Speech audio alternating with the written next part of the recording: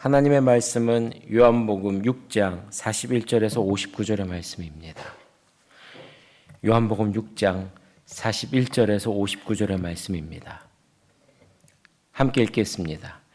자기가 하늘에서 내려온 떡이라 하심으로 유대인들이 예수에 대하여 수군거려 이르되 이는 요셉의 아들 예수가 아니냐.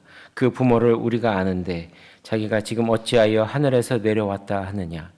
예수께서 대답하여 이르시되 너희는 서로 수군거리지 말라. 나를 보내신 아버지께서 이끌지 아니하시면 아무도 내게로 올 수 없으니 오는 그를 내가 마지막 날에 다시 살리리라. 선지자의 글에 그들이 다 하나님의 가르치심을 받으리라 기록되었은즉 아버지께 듣고 배운 사람마다 내게로 오느니라. 이는 아버지를 본 자가 있다는 것이 아니니라. 오직 하나님에게서 온 자만 아버지를 보았느니라. 진실로 진실로 너에게 이르노니 믿는 자는 영생을 가졌나니 내가 곧 생명의 떡이니라. 너희 조상들은 광야에서 만나를 먹었어도 죽었거니와 이는 하늘에서 내려오는 떡이니 사람으로 하여금 먹고 죽지 아니하게 하는 것이니라. 나는 하늘에서 내려온 살아있는 떡이니 사람이 이 떡을 먹으면 영생하리라. 내가 줄 떡은 곧 세상의 생명을 위한 내 살이니라 하시니라. 그러므로 유대인들이 서로 다투어 이르되 이 사람이 어찌 능히 자기 살을 우리에게 주어 먹게 하겠느냐.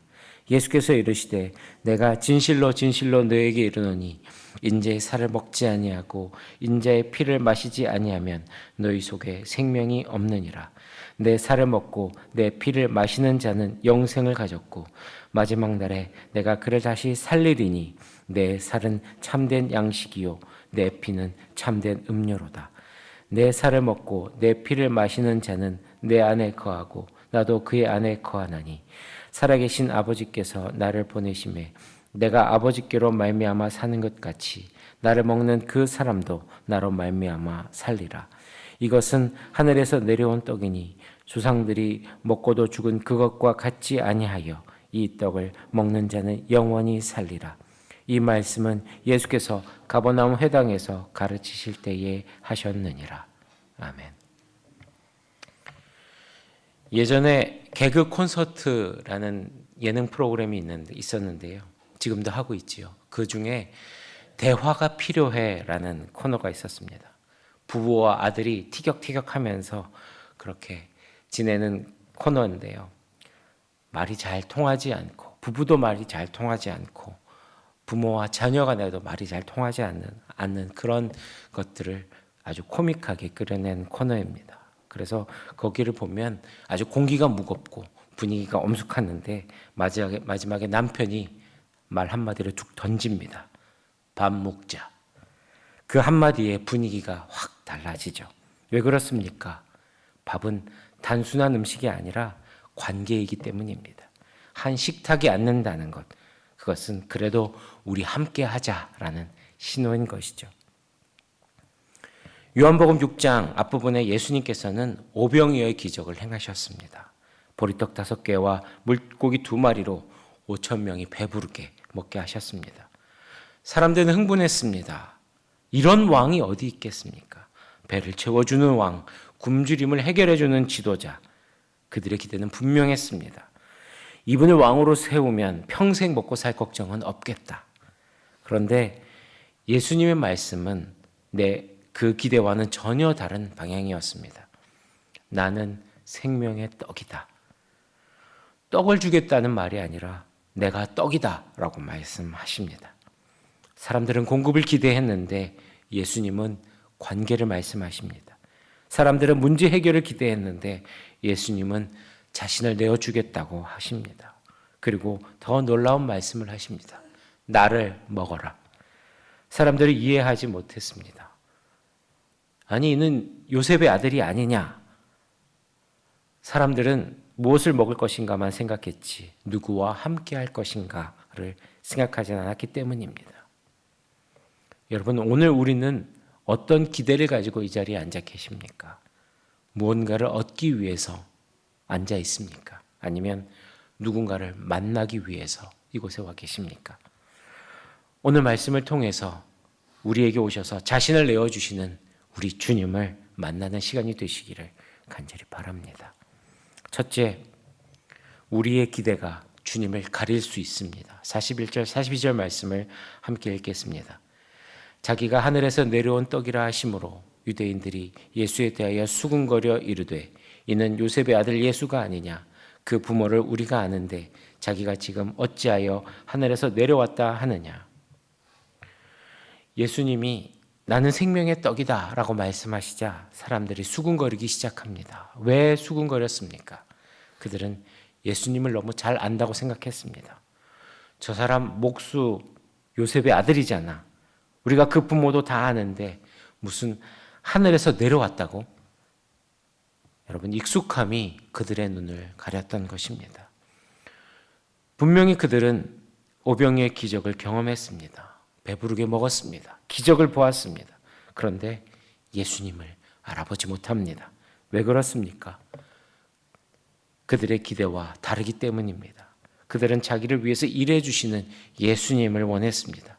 떡을 만들어 주고 병을 고쳐 주고 로마를 물리쳐 주는 예수님을 원했습니다. 그들은 그렇게 또 다른 떡을 기대했는데 예수님은 자신을 떡이라고 말씀하고 계시는 것입니다. 공급을 기대했는데 예수님은 관계를 말씀하시고 문제 해결을 기대했는데 생명을 말씀하고 계십니다. 그 달랐던 기대가 그들의 눈을 가렸던 것입니다. 여러분, 49절 말씀을 보십시오. 너희 조상들은 광야에서 만나를 먹었어도 죽었거니와 라고 말씀하고 있습니다. 여러분, 만나 우리가 잘 알고 있죠. 광야에서 이스라엘 백성을 하나님께서 먹이신 하늘의 양식 만나입니다. 이것은 분명 은혜입니다. 놀라운 기적이었습니다. 하나님의 공급하심이었습니다. 그런데 예수님이 뭐라고 말씀하십니까?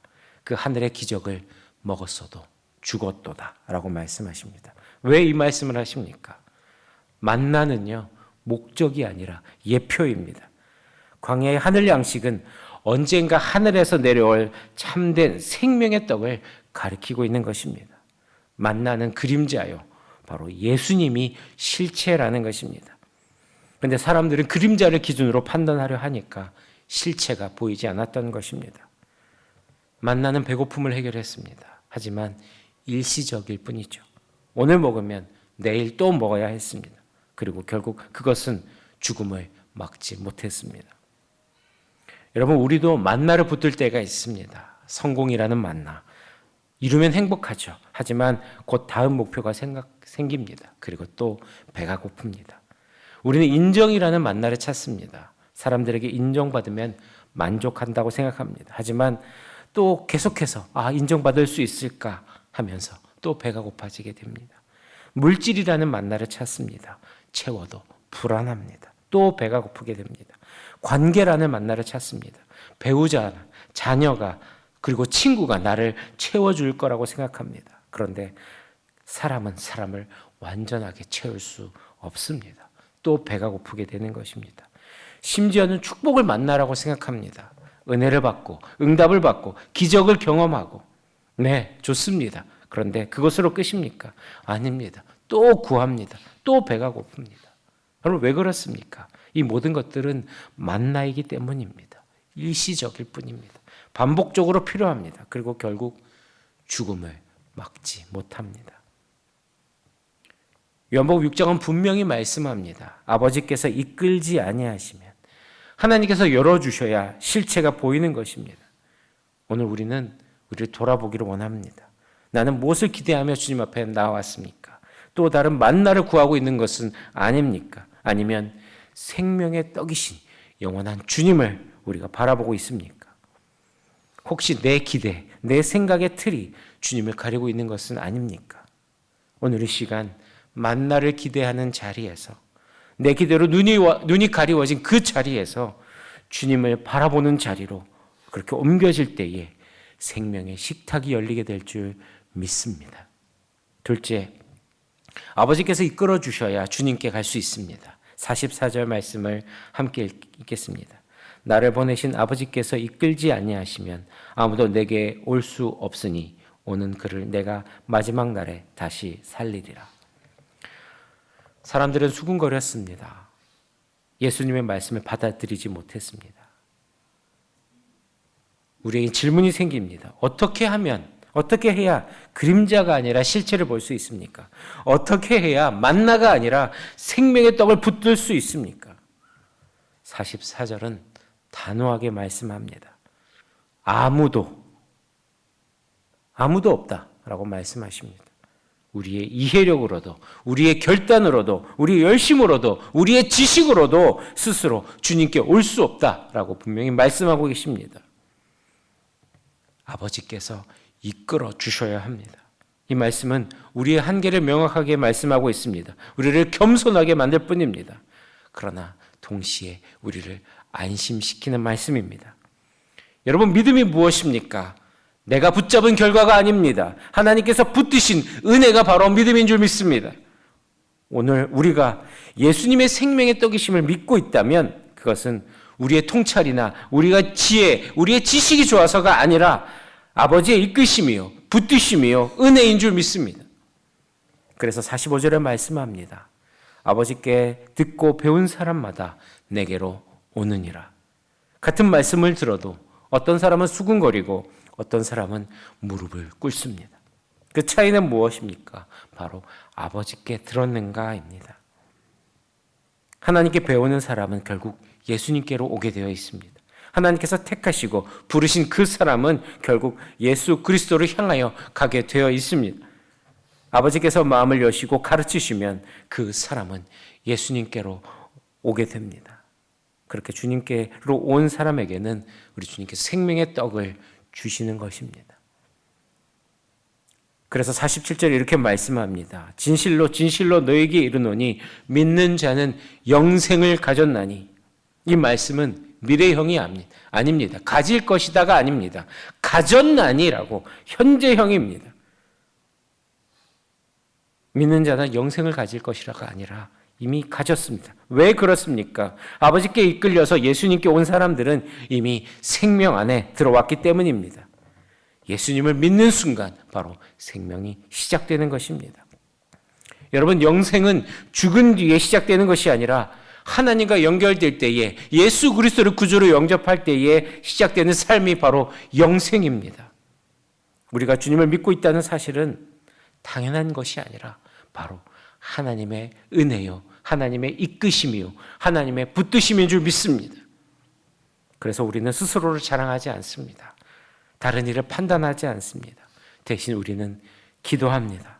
하나님, 오늘도 나를 가르쳐 주시옵소서, 내 자녀를 이끌어 주옵소서, 내 가족을 주님께로 인도하여 주옵소서라고 그렇게 우리는 하나님께 맡겨드리는 것입니다. 하나님의 은혜가 마음을 열어주시고 눈을 열어주시고 그리고 생명의 떡이신 예수님께로 이끄실 줄 믿습니다. 셋째, 예수님과 하나 될 때에 생명이 완성됩니다. 우리 53절에서 57절 말씀을 함께 읽겠습니다. 예수께서 이르시되 내가 진실로 진실로 너희에게 이르노니 인자의 살을 먹지 아니하고 인자의 피를 마시지 아니하면 너희 속에 생명이 없느니라. 내 살을 먹고 내 피를 마시는 자는 영생을 가졌고 마지막 날에 내가 그를 다시 살리리니 내 살은 참된 양식이요 내 피는 참된 음료로다. 내 살을 먹고 내 피를 마시는 자는 내 안에 거하고 나도 그의 안에 거하나니 살아계신 아버지께서 나를 보내심에 내가 아버지로 말미암아 사는 것 같이 나를 먹는 그 사람도 나로 말미암아 살리라. 예수님은 더 충격적인 말씀을 하십니다. 나를 먹어라. 여러분, 음식을 먹으면 어떻게 됩니까? 그것이 내 안에 들어오게 되죠. 그리고 내 피가 되고 내 살이 됩니다. 연합하는 것이죠. 흡수되는 것이죠. 예수님을 먹는다는 것은 그분의 생명이 내 안으로 들어오는 것입니다. 또한 우리가 그분 안으로 들어가는 것입니다. 그래서 그분의 말씀이 내 생각을 바꾸고 그분의 마음이 내 선택을 바꾸고 그분의 생명이 내 삶을 움직이는 것입니다. 여러분, 그것이 연합입니다. 그런데 예수님께서는 거기서 멈추지 않으십니다. 내 안에 거하고 나도 그의 안에 거하나니라고 말씀하십니다. 여러분, 먹는 것은 한 번의 사건이죠. 하지만 거하는 것은 계속되는 삶을 말하는 것입니다. 여러분, 밥 한 번 먹었다고 평생 사는 사람은 없지요. 마찬가지입니다. 여러분, 우리가 주일에 한 번의 은혜와 감동으로 평생 신앙생활을 하는 사람은 없습니다. 거한다는 것은 날마다 연합되어 있고 날마다 연결되어 있다는 것입니다. 기도로 연결되고 말씀으로 연결되고 순종으로 주님 안에 머무는 것입니다. 이것이 바로 함께 거한다, 주님 안에 머무는 상태를 말합니다. 그리고 최고의 절정의 말씀을 57절에서 해주십니다. 57절 말씀에 살아계신 아버지께서 나를 보내심에 내가 아버지로 말미암아 사는 것 같이 나를 먹는 그 사람도 나로 말미암아 살리라. 예수님은 아버지로 말미암아 사신다고 말씀하셨습니다. 그리고 우리는 예수님으로 말미암아 산다고 선포하고 계십니다. 생명의 흐름이 어떻게 됩니까? 아버지에서 아들로 그리고 믿는 자로 이어지는 것입니다. 여러분, 이것이 영생입니다. 아버지로 말미암아 아들이 사시고 아들로 말미암아 우리가 사는 것입니다. 여러분, 이것이 무엇을 말하는 것입니까? 내 힘으로 사는 인생이 아니라 주님으로 말미암아 사는 인생이 되는 것입니다. 여러분, 이것이 신앙생활이요. 신앙생활은 바로 관계 가운데서 나타나게 되는 것입니다. 예수님이 살리라 하신 말씀은 관계로 유지됨을 말씀하고 계시는 것입니다. 그래서 예수님은 떡을 더 주시지 않으시고 자신을 내어 주셨습니다. 그런 예수님은 오늘 저와 여러분을 초대하고 계십니다. 나를 먹어라. 내 안에 거하라. 나로 말미암아 살아라. 여러분, 그 자리에 영원한 생명이 있는 줄 믿습니다. 말씀을 맺겠습니다. 예수님을 믿는 것은 단순하게 말씀을 듣고 감동받는 정도가 아닙니다. 그분의 생명을 내 생명으로 받아들이는 것입니다. 그분의 말씀이 내 생각을 바꾸고 내 삶의 방향을 바꾸시는 것입니다. 예수님은 오늘도 우리 앞에 식탁을 차려주시면서 말씀하십니다. 나는 생명의 떡이다. 나를 먹어라. 내 안에 거하라. 오직 예수님 안에 생명이 있습니다. 예수님을 삶의 구주와 주님으로 영접하시기 바랍니다. 오늘 이 아침에 나의 소원을 아뢰고 내 마음의 평안을 얻는 것, 기도 응답을 받는 그것보다 먼저 주님과 깊이 연결되시기를 간절히 바랍니다. 나로 말미암아 살리라. 이 예수님의 초대 앞에 주님으로 살겠습니다라고 응답하는 우리 모두가 되기를 간절히 바랍니다. 오늘 이 시간에는 우리 함께 통성으로 기도할 제목이 있습니다. 김광규, 김은아 집사님의 둘째 딸 혜든이를 위해서 여러분 이 시간 함께 기도해 주시기를 바랍니다. 지금 혜든이는 5살, 만 3살인데요. 오늘 혜든이가 기계 판막 교체 수술을 받기로 최종 결정이 되었다고 합니다. 우리 혜든이는 인공 판막으로 그동안 지내고 있었는데 여러 과정 중에서 최종적으로 오늘 기계 판막으로 교체하기로 그렇게 수술하기로 결정을 했다고 합니다. 오늘 8시에 수술을 받게 되는데요. 상황에 따라서 오후까지도 갈 수 있다고 합니다. 과거에 항응고제와 또 뇌출혈을 겪은 적이 있어서 더욱 조심이 필요한 그런 수술입니다. 출혈이나 합병증 없이 수술을 안전하게 진행되고 회복의 과정이나 또 회복 과정들까지 하나님 보호하심으로 이끌어달라고 함께 해달라고 여러분이 이 아침에 함께 기도해 주시길 바랍니다. 우리 소리 내어서 함께 기도하겠습니다. 하나님 아버지, 하나님 오늘 혜든이가 8시에 수술을 하게 됩니다. 하나님 그동안 우리가 계속해서 기도해 왔는데 그래도 하나님 그 인공 판막으로 그 아이가 잘 살 수 있었다고 생각했는데 하나님 다시 교체하게 되고 하나님 또 그 아이가 자라고 또 그 자람을 통해서 필요한 모든 것들이 있는데 하나님 그 인공 판막이 또 아버지 하나님 새롭게 교체를 해야 되는 상황이 되었습니다. 하나님 우리 혜든이를 불쌍히 여기시고 함께하여 주옵소서. 아버지 하나님 오늘 8시에 수술하는데 의료진의 손길을 붙들어 주셔서 정확하고 안정적으로 이 마무리될 수 있도록 하나님 아버지 의료진의 손길을 붙잡아 주시옵소서. 아버지 그 아이가 오랜 동안 아버지 마취 동안 있지 않도록 하나님 그 모든 시간들을 만져주시고 하나님께서 그의 생명 아버지 그의 심장이 아버지 정상적으로 활동할 수 있도록 주여 인도하여 주옵소서. 아버지 이렇게 항응고제를 사용하는 과정 가운데 안정적으로 잘 관리되게 하여 주시고 아버지 기별판만 수술이어도 그 아버지 하나님 몸이 잘 적응하도록 주님 인도하여 주옵소서. 어떠한 출혈이나 부작용이 없도록 하나님 간섭하여 주시고 인도하여 주옵소서. 마취부터 회복실까지 그리고 아버지 하나님 일반 병실에 이르기까지 아버지 모든 시간 가운데 아버지 하나님 평안하도록 인도하여 주옵소서. 수술 후에 깨어나는 순간까지 의식과 호흡과 혈압이 안정되게 하여 주시고 중환자실과 병동에서의 모든 회복이 주님 순조롭게 되도록 주님 인도하여 주옵소서. 하나님 또 부모님과 아버지의 그 가족들에게 평안을 주옵소서. 긴 대기 시간 가운데 두려움이 아니라 하나님의 평강으로 붙잡아 주시고 하나님의 선하신 손길을 경험하게 하여 주옵소서. 아버지 하나님 헤드니의 삶을 주님께 맡겨드립니다. 아버지 헤드니의 건강 아버지 하나님 헤드니의 삶이 기쁨으로 넘치도록 주님 만나주시고 함께하여 주옵소서. 이번 수술을 통하여 새로운 출발점이 되게 하여 주시고 하나님의 주신 생명을 온전히 누리도록 하나님 헤드니를 붙잡아 주시옵소서. 헤드니를 살려주옵소서. 아버지 불쌍히 여겨 주옵소서. 함께하여 주시옵소서. 주님께서 함께 하실 것을 믿습니다. 도와주시옵소서. 하나님 아버지 생명의 떡이신 예수님을 붙잡고 살게 하여 주옵소서. 우리는 자주 다른 떡을 구하며 살아왔습니다. 배부름을 원했고 문제 해결을 원했고 눈에 보이는 응답을 원했습니다. 하지만 하나님 오늘 이 시간 생명의 떡이신 예수님을 깊이 만나게 하여 주시옵소서. 주님을 먹게 하여 주시고 주님 안에 거하게 하시고 주님으로 말미암아 살게 하여 주시옵소서. 오늘 우리의 마음을 열어주셔서 오직 예수 그리스도로 살게 하여 주시옵소서. 하나님 아버지 특별히 기도합니다. 헤드니를 붙잡아 주시옵소서. 오늘 기계 판막으로 교체하는 수술을 합니다. 피가 통하는 모든 일이 원활하게 되도록 하나님 우리 헤드니의 심장을 붙잡아 주시옵소서. 그 모든 수술에 함께 하여 주시고 의료진의 손길을 붙잡아 주시옵소서. 헤드니의 몸이 그 모든 수술을 잘 받아들이고 기계 판막이 잘 적응할 수 있도록 아버지 헤드니의 모든 몸과 컨디션과 모든 것들을 주관하여 주시옵소서.